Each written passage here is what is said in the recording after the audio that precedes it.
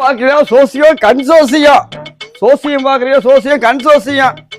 இப்போ ஏய் அது என்ன ஏதோ கண் ஜோசியன்னு கத்திக்கிட்டு வர்றியா? எனக்கு ஒன்றும் புரியல. யாருன்னு புதுசா இருக்கு. அதானே கிளிச்சோசியம் எலிச்சோசியம் இதெல்லாம் பார்த்தாச்சு.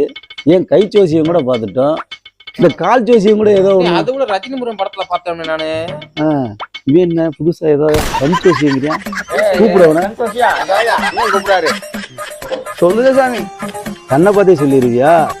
ஆமா சாமி. எங்க என் கண்ணை பார்த்து சொல்லு பாப்பா. ஐயாவோட ராசிக்கு என்ன சொல்லுது பலனு பாருடி கண்ணு. நல்லா பாரு.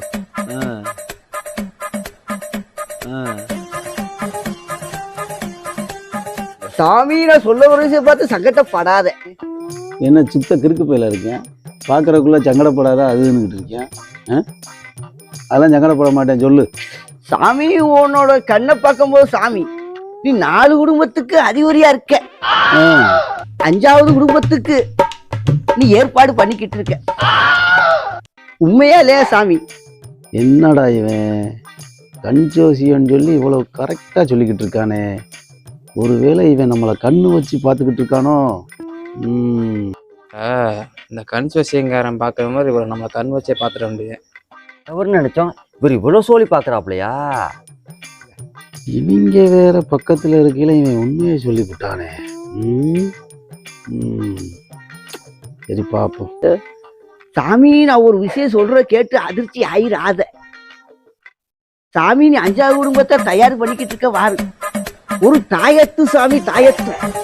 அந்த தாயத்தை கொடுத்தோம்னா அந்த 5வது குடும்பமா நீ தயார் பண்றது ரெடியாயிரு சாமி. நான் கேட்க வர்றது 20,000 30,000 இல்ல சாமி. ஒரு 2,000 தான் போதும் சாமி. உன் வாழ்க்கை 5வது குடும்பத்துக்கு தயாராயிரு.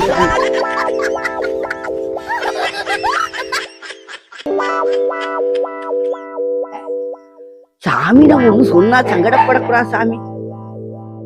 இந்த கண்ணையும் கூட வச்சிருந்தேன் உனக்கு ஆபத்து சாமி. ஆபத்து எங்க இல்லை, இந்த 2 கண்ணுல தான் இருக்கு.